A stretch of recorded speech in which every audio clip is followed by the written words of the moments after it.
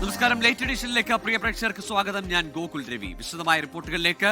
കണ്ണൂരിൽ KSU പ്രതിഷേധത്തിൽ ആരോഗ്യമന്ത്രി വീണ ജോർജിന് പരിക്ക്. കഴുത്തിന് പരിക്കേറ്റ മന്ത്രിയെ കണ്ണൂർ ജില്ലാ ആശുപത്രിയിൽ തീവ്രപരിചരണ വിഭാഗത്തിൽ പ്രവേശിപ്പിച്ചു.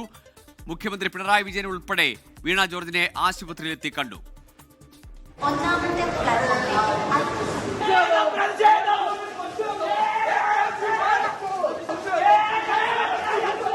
കണ്ണൂർ റെയിൽവേ സ്റ്റേഷനിലായിരുന്നു ആരോഗ്യമന്ത്രി വീണ ജോർജിന് നേരെ KSUവിന്റെ കൈവിട്ട പ്രതിഷേധം. മന്ത്രിയുടെ സുരക്ഷാ ജീവനക്കാരെ മറികടന്ന KSU പ്രവർത്തകർ മന്ത്രിയുടെ അടുത്തെത്തി.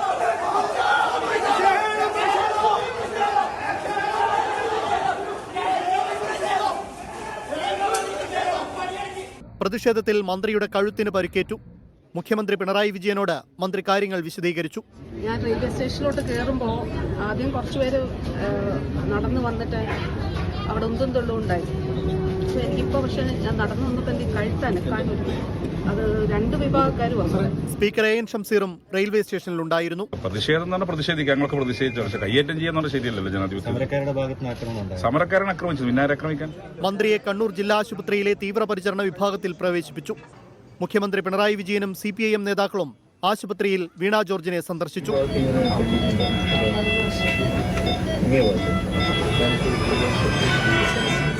വീണ ജോർജിന് നേരെ ഇന്ന് പ്രതിപക്ഷ യുവജന സംഘടനകൾ കണ്ണൂരിലെ വിവിധയിടങ്ങളിൽ കരിങ്കൊടി പ്രതിഷേധം നടത്തിയിരുന്നു.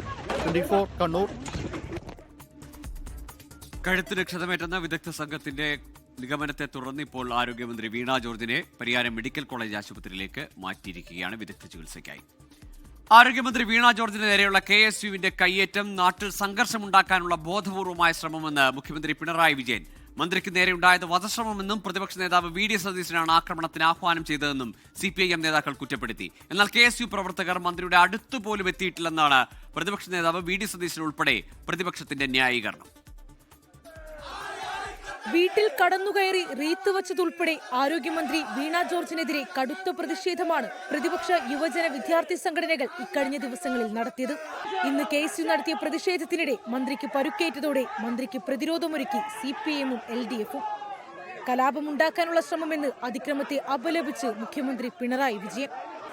ഇതിനെല്ലാം നേതൃത്വം കൊടുക്കുന്നവർ കേരളത്തെ ഒരു കലാപഭൂമിയാക്കാൻ വേണ്ടിയാണ് ശ്രമിക്കുന്നത്.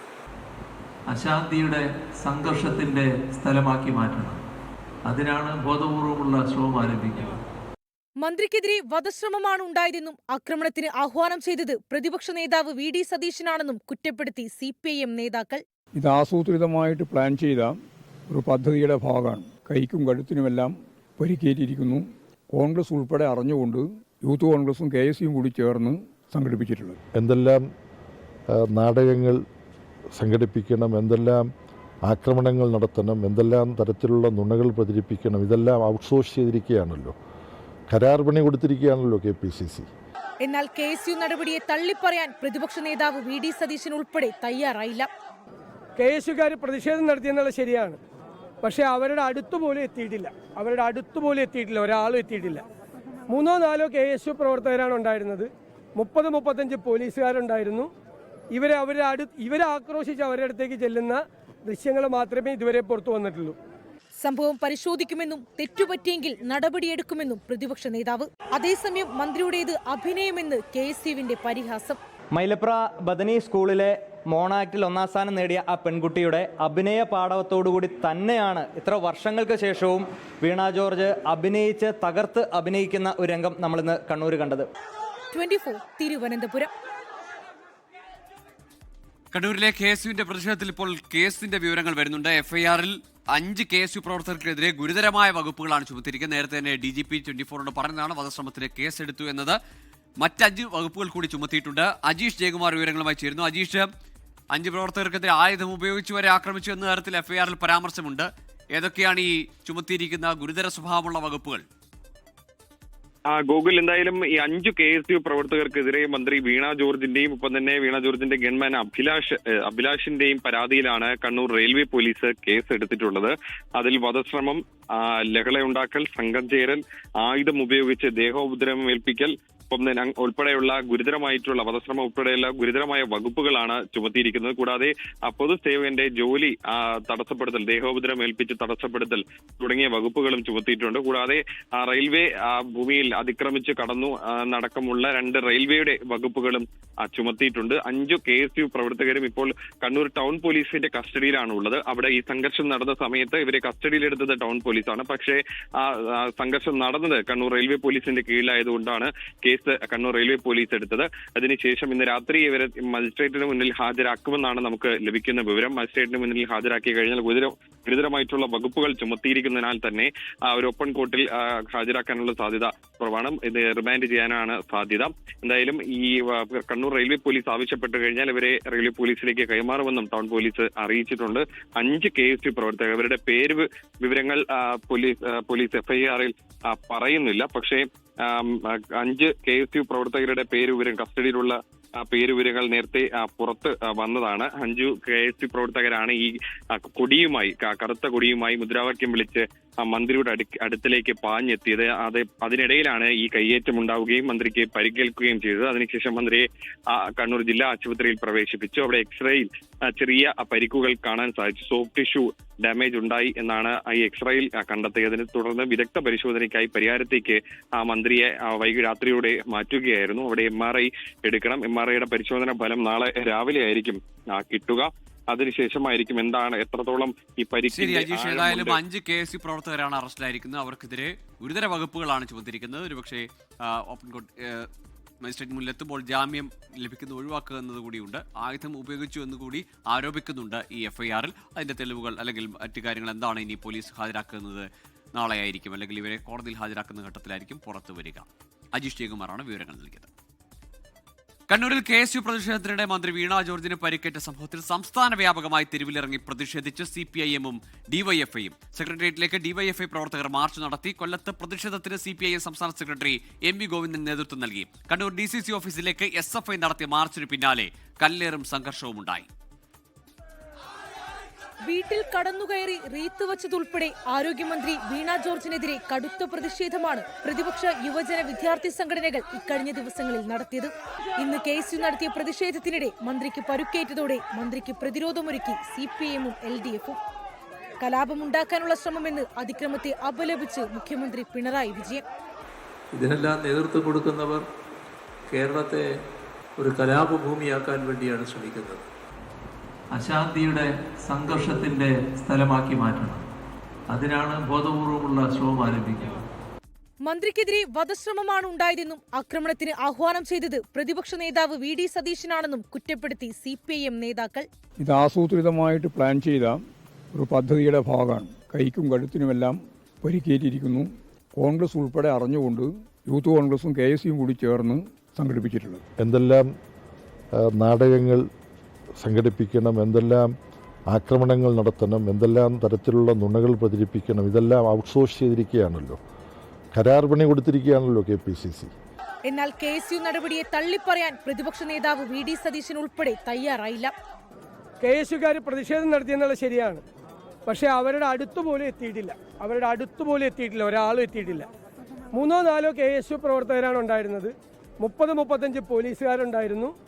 ഇവരെ ആക്രോശിച്ച് അവരുടെ അടുത്തേക്ക് ചെല്ലുന്ന ദൃശ്യങ്ങൾ മാത്രമേ ഇതുവരെ പുറത്തു വന്നിട്ടുള്ളൂ. സംഭവം പരിശോധിക്കുമെന്നും തെറ്റുപറ്റിയെങ്കിൽ നടപടിയെടുക്കുമെന്നും പ്രതിപക്ഷ നേതാവ്. അതേസമയം മന്ത്രിയുടേത് അഭിനയമെന്ന് KSU-വിന്റെ പരിഹാസം. മൈലപ്ര ബദനി സ്കൂളിലെ മോണാക്റ്റിൽ 1-ാം സ്ഥാനം നേടിയ ആ പെൺകുട്ടിയുടെ അഭിനയ പാടവത്തോടുകൂടി തന്നെയാണ് ഇത്ര വർഷങ്ങൾക്ക് ശേഷവും വീണ ജോർജ് അഭിനയിച്ച് തകർത്ത് അഭിനയിക്കുന്ന ഒരു രംഗം നമ്മളിന്ന് കണ്ണൂർ കണ്ടത്. 24 തിരുവനന്തപുരം.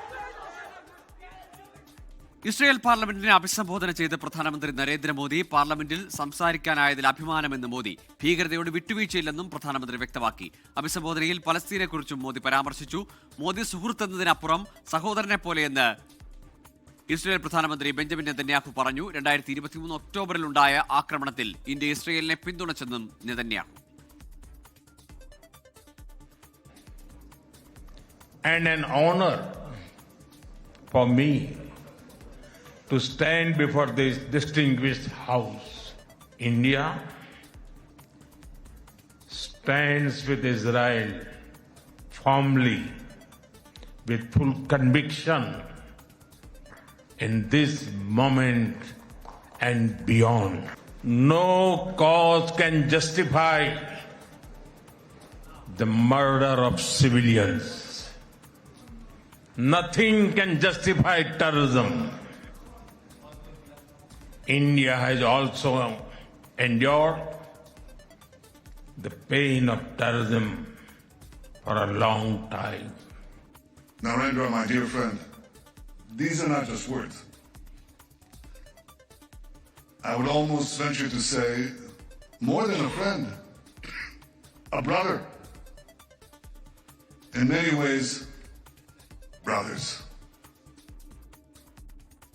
ഇസ്രായേൽ പാർലമെന്റിന്റെ പരമോന്നത ബഹുമതിയായ speaker of the Knesset medal നൽകി പ്രധാനമന്ത്രി നരേന്ദ്രമോദിയെ ആദരിച്ചു. മെറിൻ മേരി ചാക്കോട് ഇന്റർനാഷണൽ ന്യൂസ് ഡെസ്കിൽ നിന്ന് വിവരങ്ങളുമായി. മെറിൻ, വലിയ വരവേൽപ്പാണ് മോദിക്ക് ലഭിക്കുന്നത്. എന്തൊക്കെ രാഷ്ട്രീയമായും ഒപ്പം നയതന്ത്രപരമായും ശ്രദ്ധേയമായ പരാമർശങ്ങൾ, പ്രഖ്യാപനങ്ങൾ എന്തൊക്കെ?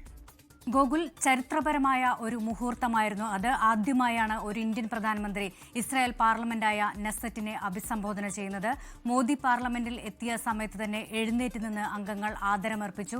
അത്രത്തോളം ഊഷ്മളമായ കാഴ്ചയാണ് ഇസ്രായേൽ പാർലമെന്റിൽ നിന്നും കാണാൻ സാധിച്ചത്. തുടർന്ന് സംസാരിച്ച ഇസ്രായേൽ പ്രധാനമന്ത്രി ബെഞ്ചമിൻ നെതന്യാഹു മോദിയെ വിശേഷിപ്പിച്ചത് താങ്കളൊരു സുഹൃത്തല്ല, സുഹൃത്തിനേക്കാൾ ഉപരി ഒരു സഹോദരനാണെന്ന് തന്നെയാണ് ഇസ്രായേൽ പ്രധാനമന്ത്രി ബെഞ്ചമിൻ നെതന്യാഹു മോദിയെ വിശേഷിപ്പിച്ചത്. മാത്രമല്ല 2023 ഒക്ടോബറിലുണ്ടായ ഹമാസ് ആക്രമണത്തിൽ ഇസ്രായേലിന് എതിരെയുള്ള ആക്രമണത്തിൽ ഇന്ത്യ പിന്തുണച്ചെന്നും ഇന്ത്യ പിന്തുണ നൽകിയെന്നും നെതന്യാഹു പാർലമെന്റിൽ നടത്തിയ പ്രസംഗത്തിൽ ഓർമ്മിച്ചെടുത്തു. എന്നാൽ പ്രധാനമന്ത്രി പറഞ്ഞത് പാർലമെന്റിൽ സംസാരിക്കാനായത് ഒരു അഭിമാന മുഹൂർത്തമാണ്. താൻ ജനിച്ച അതേ വർഷമാണ് ഇന്ത്യ ഇസ്രായേലിനെ അംഗീകരിച്ചൊരു വർഷമാണെന്നും മോദി ഓർമ്മിച്ചെടുത്തു. മാത്രവുമല്ല ഭീകരതയ്ക്കെതിരെ വിട്ടുവീഴ്ച ചെയ്യില്ല. ഗസ സമാധാന പദ്ധതിയിൽ ഇസ്രായേലിനുള്ള പിന്തുണയും അതുപോലെ തന്നെ ഇസ്രായേലിന്റെ പ്രവർത്തനങ്ങളെയും മോദി അഭിനന്ദിച്ചു. മാത്രവുമല്ല ഇസ്രായേലിന്റെ ജൂതർക്ക് അഭയം നൽകിയ ഒരു രാജ്യമാണ് ഇന്ത്യ. ഇന്ത്യയും ഇസ്രായേലും വിശ്വസ്തരായിട്ടുള്ള പങ്കാളികളാണെന്നും കൂടുതൽ കരാറുകൾ അല്ലെങ്കിൽ ഈ മേഖലയിൽ കൂടുതൽ സഹകരണം ഉണ്ടാകുമെന്നും മോദി വ്യക്തമാക്കി. ഇസ്രായേൽ പാർലമെന്റിന്റെ പരമോന്നത ബഹുമതിയായ സ്പീക്കർ ഓഫ് ദ നെസറ്റ് നൽകിയാണ് മോദിയെ ഇസ്രായേൽ പാർലമെന്റ് ആദരിച്ചത്. 2 ദിവസത്തേക്കാണ് മോദിയുടെ ഇസ്രായേൽ സന്ദർശനം. 8 വർഷങ്ങൾക്ക് ശേഷമാണ് പ്രധാനമന്ത്രി നരേന്ദ്രമോദി ഇസ്രായേലിലെത്തിയിരിക്കുന്നത്. സർക്കാർ ജീവനക്കാരുടെ വാട്സ്ആപ്പ് നമ്പറിലേക്ക് മുഖ്യമന്ത്രിയുടെ സന്ദേശം എത്തിയതിൽ ഡാറ്റ ചോർച്ചയ്ക്ക് തെളിവുകൾ നിരത്തി മുൻ പ്രതിപക്ഷ നേതാവ് രമേശ് ചെന്നിത്തല. ജീവനക്കാരുടെ വിവരങ്ങൾ PRDക്ക് കൈമാറാൻ ആവശ്യപ്പെട്ട് മുഖ്യമന്ത്രിയുടെ ഓഫീസ് നൽകിയ കത്ത് രമേശ് ചെന്നിത്തല പുറത്തുവിട്ടു. സന്ദേശങ്ങൾ അയക്കുന്നതിന് എല്ലാ നടപടിക്രമങ്ങളും പാലിച്ചെന്നും രമേശ് ചെന്നിത്തല പുറത്തുവിട്ട കത്തിൽ ഇക്കാര്യങ്ങൾ വ്യക്തമാണെന്നുമാണ് മുഖ്യമന്ത്രിയുടെ ഓഫീസിന്റെ വിശദീകരണം. സർക്കാർ ജീവനക്കാരുടെ വ്യക്തിവിവരങ്ങളടക്കം മുഴുവൻ ഡാറ്റയും ചോർത്തിയെന്നാണ് രമേശ് ചെന്നിത്തലയുടെ ആരോപണം. ഇതിന് കൂട്ടുനിന്നത് മുഖ്യമന്ത്രിയുടെ ഓഫീസർ ഓൺ സ്പെഷ്യൽ ഡ്യൂട്ടി ഉദ്യോഗസ്ഥനായ ശ്രീറാം സാംബശിവറാവു. OSG കെ സ്മാർട്ടിന് അയച്ച കത്ത് രമേശ് ചെന്നിത്തല പുറത്തുവിട്ടു. ഇക്കഴിഞ്ഞ 12-നകം വിവരങ്ങൾ നൽകണമെന്നായിരുന്നു കഴിഞ്ഞ വർഷം ഡിസംബർ 31 അയച്ച കത്തിലെ ആവശ്യം. Centralised notification hub for government services എന്ന പേരിൽ ഒരു ഡിജിറ്റൽ കമ്മ്യൂണിക്കേഷൻ സിസ്റ്റം ആരംഭിക്കുന്നുണ്ടെന്നും ഇൻഫർമേഷൻ ആൻഡ് പബ്ലിക് റിലേഷൻ വകുപ്പ് ഇതിനുവേണ്ടി പ്രവർത്തനം ആരംഭിച്ചെന്നും ഈ കത്തിൽ വ്യക്തമായി സൂചിപ്പിക്കുകയാണ്. മുഖ്യമന്ത്രിയുടെ നേരിട്ടുള്ള നിർദ്ദേശത്തിന്റെ അടിസ്ഥാനത്തിലാണ് ഈ കത്തെന്നും രമേശ് ചെന്നിത്തല.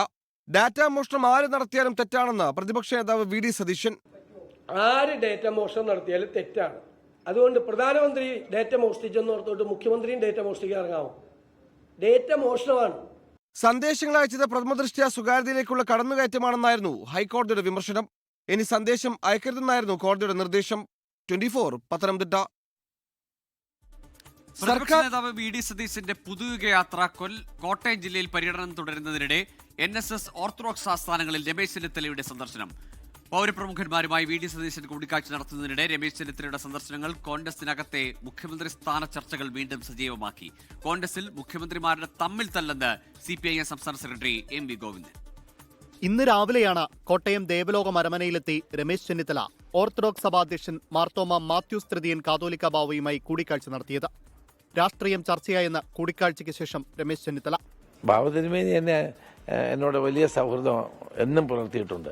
അപ്പോൾ ആ സൗഹൃദം വീണ്ടും ഒന്ന് ഊട്ടി ഉറപ്പിക്കുക എന്നത് മാത്രമാണ് ഉദ്ദേശിച്ചത്. പിന്നെ ഞങ്ങൾ രാഷ്ട്രീയക്കാരാകുമ്പോൾ സ്വാഭാവികമായിട്ട് രാഷ്ട്രീയ കാര്യങ്ങളും സംസാരിച്ചിട്ടുണ്ടാവുമല്ലോ. പിന്നാലെ പെരുന്നയിലെ NSS ആസ്ഥാനത്തും രമേശ് ചെന്നിത്തല എത്തി. മന്നം സമാധിയിൽ പുഷ്പാർച്ചന നടത്തി. ജനറൽ സെക്രട്ടറി ജി സുകുമാരൻ നായരുമായി ഹ്രസ്വ കൂടിക്കാഴ്ച. പെരുന്നയിലെ സന്ദർശനത്തിൽ രാഷ്ട്രീയമില്ലെന്ന കൂടിക്കാഴ്ചയ്ക്ക് ശേഷം പ്രതികരണം. NSS കോളേജ് പഠിക്കുന്ന കാലം മുതൽ, ചങ്ങനാശ്ശേരി പഠിക്കുന്ന കാലം മുതൽ ഞാനിവിടെ വന്ന് പുഷ്പാർച്ചന നടത്താറുണ്ട്. അതിനകത്ത് ഒരു രാഷ്ട്രീയവും നിങ്ങൾ കാണേണ്ട കാര്യമില്ല. അത് എനിക്ക് ഒരു അകൽച്ചയില്ല, ഉണ്ടായിരുന്നു പണ്ട്, ഇപ്പം അകൽച്ചയൊന്നുമില്ല. VD സതീശന്റെ യാത്രയ്ക്കിടെ രമേശ് ചെന്നിത്തല നടത്തിയ സന്ദർശനങ്ങൾ രാഷ്ട്രീയ കേന്ദ്രങ്ങളിൽ ചർച്ചയായി. ഓർത്തഡോക്സ് NSS ആസ്ഥാനങ്ങളിലെ രമേശ് ചെന്നിത്തലയുടെ സന്ദർശനങ്ങളിൽ കരുതലോടെയാണ് VD സതീശന്റെ പ്രതികരണം. രമേശ് ചെന്നിത്തലയ്ക്ക് ഓർത്തഡോക്സ് സഭ ആസ്ഥാനത്ത് പോകണമെങ്കിൽ അദ്ദേഹം എന്റെ നേതാവാണ്, മനസ്സിലായോ? അദ്ദേഹത്തിന് എന്റെ അനുമതി എന്തിനാ? മുഖ്യമന്ത്രി സ്ഥാനാർത്ഥികളെ കൊണ്ട് കോൺഗ്രസ് ബുദ്ധിമുട്ടിലാണെന്ന് CPIM സംസ്ഥാന സെക്രട്ടറി MV ഗോവിന്ദൻ പറഞ്ഞു. മുഖ്യമന്ത്രി സ്ഥാനത്തേക്ക് സ്ത്രീയെ പരിഗണിക്കുന്ന കാര്യം ചർച്ച ചെയ്തിട്ടില്ലെന്നും പ്രസാധകൻ മാസികയ്ക്ക് നൽകിയ അഭിമുഖത്തിൽ MV ഗോവിന്ദൻ പ്രതികരിച്ചു. 24 കോട്ടയം.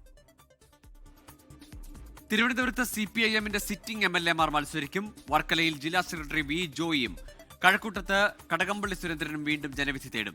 ജില്ലാ സെക്രട്ടറി തെരഞ്ഞെടുപ്പിൽ മത്സരിക്കുന്നതിൽ സംസ്ഥാന സെക്രട്ടറി MV ഗോവിന്ദൻ വിയോജിപ്പ് അറിയിച്ചു. എന്നാൽ V ജോയി തന്നെ മത്സരിച്ചില്ലെങ്കിൽ സീറ്റ് നഷ്ടമാകുമെന്ന് ജില്ലാ സെക്രട്ടേറിയറ്റ് നിലപാടെടുത്തു. വിജയസാധ്യത കണക്കിലെടുത്താണ് സിറ്റിംഗ് MLAമാർ വീണ്ടും മത്സരിക്കണമെന്ന് ജില്ലാ സെക്രട്ടേറിയറ്റ് യോഗം തീരുമാനിച്ചത്. തീരുമാനം സംസ്ഥാന കമ്മിറ്റിക്ക് കൈമാറാനും യോഗത്തിൽ തീരുമാനമായി. ഘടകകക്ഷികൾക്ക് നൽകിയിരുന്ന കോവളം, തിരുവനന്തപുരം സെൻട്രൽ എന്നീ മണ്ഡലങ്ങൾ പാർട്ടി ഏറ്റെടുക്കണമെന്നും യോഗത്തിൽ ആവശ്യമുയർന്നു. അക്കാര്യത്തിൽ ഇവിടെ തീരുമാനമെടുക്കാൻ കഴിയില്ലെന്ന് MV ഗോവിന്ദൻ യോഗത്തിൽ വ്യക്തമാക്കി. V ജോയിയെ പാർട്ടി സെക്രട്ടറി സ്ഥാനത്ത് നിന്ന് മാറ്റി വീണ്ടും മത്സരിപ്പിക്കുന്നതോട് MV ഗോവിന്ദൻ വിയോജിപ്പ് അറിയിച്ചിരുന്നു. കഴിഞ്ഞ തവണ ജില്ലയിൽ മത്സരിച്ച 10 സീറ്റുകളിലും CPM സ്ഥാനാർത്ഥികൾ വിജയിച്ചിരുന്നു. തിരുവനന്തപുരം സെൻട്രൽ സീറ്റിൽ ജനാധിപത്യ കേരള കോൺഗ്രസ് സ്ഥാനാർത്ഥിയായി ആന്റണി രാജുവാണ് വിജയിച്ചത്. തൊണ്ടിമുതൽ കേസിൽ ആന്റണി രാജു അയോഗ്യനായ സാഹചര്യത്തിലാണ് സീറ്റ് എടുക്കാനുള്ള CPMന്റെ നീക്കം. കഴിഞ്ഞ തവണ കോവളത്ത് ജനതാദൾ സ്ഥാനാർത്ഥിയെ മത്സരിച്ച നീല ലോഹിദാസ് നാടാർ കോൺഗ്രസിലെ M വിൻസെന്റിനോട് പരാജയപ്പെട്ടിരുന്നു. CPM മത്സരിച്ചാൽ സീറ്റ് തിരികെ പിടിക്കാനാകുമെന്നാണ് പാർട്ടിയുടെ കണക്കുകൂട്ടൽ. 24 തിരുവനന്തപുരം. നിയമസഭാ തെരഞ്ഞെടുപ്പിൽ കൊല്ലത്തെ M മുകേഷിന് സീറ്റ് ഉണ്ടാകില്ല. S ജയമോഹൻ കൊല്ലത്ത് മത്സരിക്കും. കൊട്ടാരക്കരയിൽ KN ബാലഗോപാലും ഇരവിപുരത്ത് M നൌഷാദും ചവറയിൽ ഡോക്ടർ സുജിത് വിജയൻപിള്ളയും മത്സരിക്കണമെന്നാണ് ജില്ലാ സെക്രട്ടേറിയറ്റിൽ നിർദ്ദേശമുയർന്നത്. സംസ്ഥാന കമ്മിറ്റിക്ക് ശേഷം അന്തിമ തീരുമാനമുണ്ടാകും.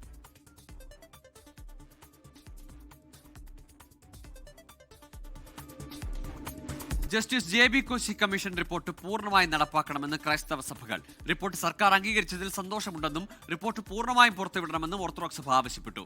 JB കോശി കമ്മീഷൻ റിപ്പോർട്ട് സാമൂഹ്യനീതി ഉറപ്പാക്കുമെന്ന് ജോസ് കെ മാണി MP 24നോട് പറഞ്ഞു. JB കോശി കമ്മീഷൻ റിപ്പോർട്ട് വൈകിയതിൽ സഭകൾക്ക് കടുത്ത അതൃപ്തി ഉണ്ടായിരുന്നു.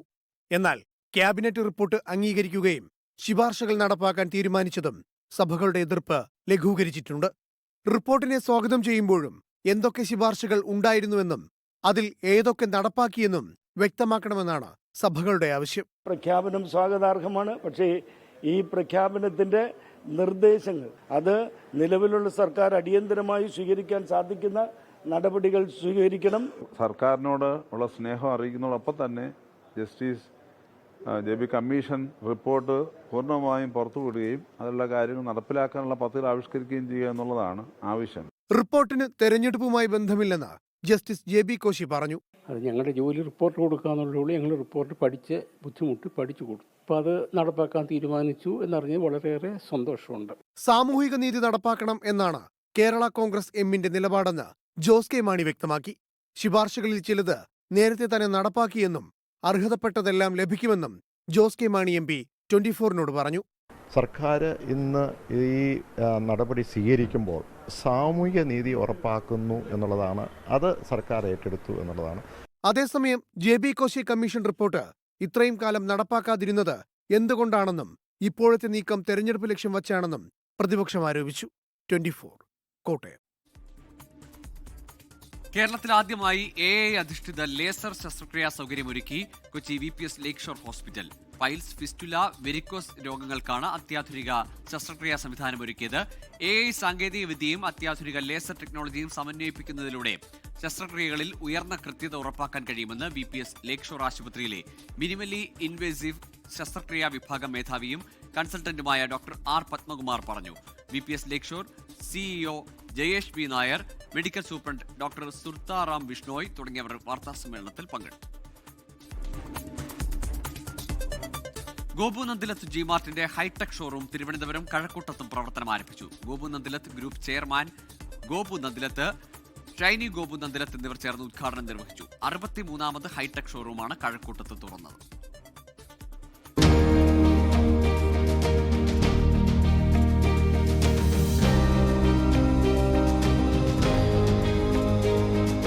ദക്ഷിണ ഇന്ത്യയിലെ പ്രമുഖ ഗൃഹോപകരണ ഇലക്ട്രോണിക് ഡിജിറ്റൽ വിതരണ ശൃംഖലയായ ഗോപു നന്ദിലത്ത് ജിമാർട്ടിന്റെ പുതിയ ഹൈടെക് ഷോറൂമാണ് തിരുവനന്തപുരം കഴക്കൂട്ടത്ത് ഇന്ന് പ്രവർത്തനം ആരംഭിച്ചത്.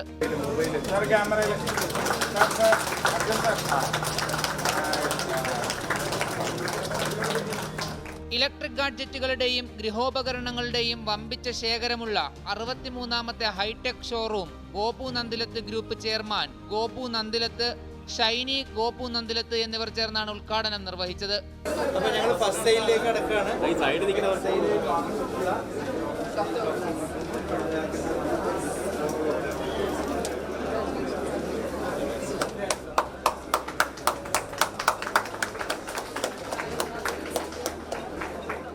നമസ്കാരം.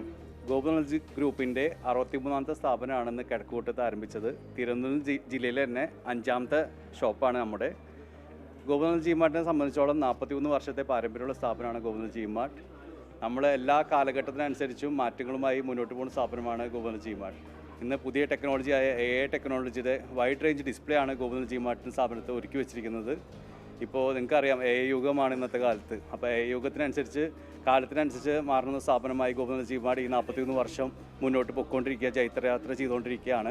ഒരു തലസ്ഥാന നഗരത്ത് ഇങ്ങനെ ഒരു ഷോറൂം, ഞങ്ങൾക്ക് 5ാമത്തെ ഷോറൂം തുടങ്ങാനായിട്ട് സാധിച്ചതിൽ വളരെയധികം സന്തോഷമുണ്ട്. കാരണം എന്താണെന്ന് വെച്ച് കഴിഞ്ഞാൽ നമ്മുടെ ഇത്രയും കസ്റ്റമർ ബേസ് ഉള്ള ഒരു ഡിസ്ട്രിക്റ്റ് ഞങ്ങൾക്ക് വേറെ ഇല്ലെന്ന് തന്നെ പറയാം. AI എനേബിൾഡ് ആയിട്ടുള്ള ഒരുപാട് പ്രൊഡക്ട്സ് ഡിസ്പ്ലേ ചെയ്തുകൊണ്ടാണ് ഞങ്ങൾ ഈ പുതിയ ഷോറൂം ഇവിടെ ആരംഭിച്ചിട്ടുള്ളത്.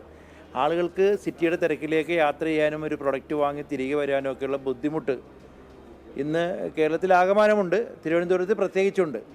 സോ അതിനൊരു സൊല്യൂഷൻ എന്നുള്ള രീതിയിലാണ് ഞങ്ങൾ ഈ ഷോറൂം ആരംഭിച്ചിട്ടുള്ളത്. Ward councillor Sudevan Nair, director Aishwarya Nandilath, executive director Arjun Nandilath എന്നിവർ ചേർന്ന് ഭദ്രദീപം തെളിയിച്ചു. ചടങ്ങിൽ CEO PA Zubair, administration manager NP Joy തുടങ്ങിയവരും പങ്കെടുത്തു. 24 Thiruvananthapuram. JEE main session 1 paper 2 architecture and B planning ഫലം പ്രഖ്യാപിച്ചപ്പോൾ 100% സ്കോറോടെ ഇന്ത്യയിലെ ഒന്നാമനായി ആലപ്പുഴ ഹരിപ്പാട് സ്വദേശി ഗൗരി ശങ്കർ വി. പെൺകുട്ടികളുടെ വിഭാഗത്തിൽ 99.93% തൃശൂർ സ്വദേശിനി ഏഞ്ചൽ M ഫെബിനാണ് ഒന്നാമതെത്തിയത്. എഞ്ചിനീയറായ വിനോദ് കുമാർ ജിയുടെയും അധ്യാപികയായ രശ്മി രവീന്ദ്രന്റെയും മകനാണ് ഗൗരി ശങ്കർ വി. മാന്നാനം KE സ്കൂളിലെ പഠനത്തോടൊപ്പം പാലാ ബ്രില്യന്റിൽ നിന്ന് നേടിയ പരിശീലനമാണ് ഈ വലിയ വിജയത്തിന് പിന്നിലെന്ന് ഗൗരിശങ്കർ പറയുന്നു. 100% സ്കോറോടെയാണ് ഗൗരിശങ്കറിന്റെ നേട്ടം. ബി പ്ലാനിംഗിൽ പെൺകുട്ടികളുടെ വിഭാഗത്തിൽ 99.93% ഇന്ത്യയിൽ ഒന്നാം സ്ഥാനം നേടിയത് തൃശൂർ സ്വദേശിനി ഏഞ്ചൽ M ഫെബിനാണ്. തൃശൂർ ആളൂർ സ്വദേശി ഫെബിൻ MDയുടെയും അധ്യാപികയായ ഡീനായുടെയും മകളാണ് ഏഞ്ചൽ. തൃശൂർ ദേവമാതാ പബ്ലിക് സ്കൂളിൽ +2 പഠിക്കെ ബ്രില്യന്റിന്റെ പരിശീലനത്തിലൂടെയാണ് ഈ നേട്ടം കൈവരിച്ചത്. വിദേശത്ത് നിന്ന് പരീക്ഷ എഴുതിയവരിൽ ബി പ്ലാനിംഗിൽ ഒന്നാം സ്ഥാനം ലാസിം P ഹക്കീമിനാണ്. BARC വിഭാഗത്തിൽ ലക്ഷദ്വീപ് സ്വദേശിനി ആദില CN 99.43% ST വിഭാഗത്തിൽ രാജ്യത്ത് ഒന്നാമതായി. BARC ആൻഡ് ബി പ്ലാനിംഗിൽ 99.9% സ്കോറിന് മുകളിൽ ബ്രില്യന്റിലെ 8 വിദ്യാർത്ഥികൾ ഇടം പിടിച്ചു. 99% സ്കോറിന് മുകളിൽ 52 വിദ്യാർത്ഥികളും ബ്രില്യന്റിലൂടെ മികച്ച വിജയം സ്വന്തമാക്കി. രാജ്യത്തെ പ്രമുഖ സ്ഥാപനങ്ങളായ NITകളിലും സ്കൂൾ ഓഫ് പ്ലാനിംഗ് ആൻഡ് ആർക്കിടെക്ചറുകളിലും പ്രവേശനമുറപ്പിക്കാൻ ഈ വിജയം വിദ്യാർത്ഥികളെ സഹായിക്കും. ദേശീയതലത്തിൽ കേരളത്തിന്റെ അഭിമാനമുയർത്തിയ ബ്രില്യന്റ് വിദ്യാർത്ഥികളെ നിരവധി പേർ അഭിനന്ദിച്ചു. News desk 24. ഇതോടെ ലേറ്റ് എഡിഷൻ പൂർണ്ണമാകുന്നു. Good night.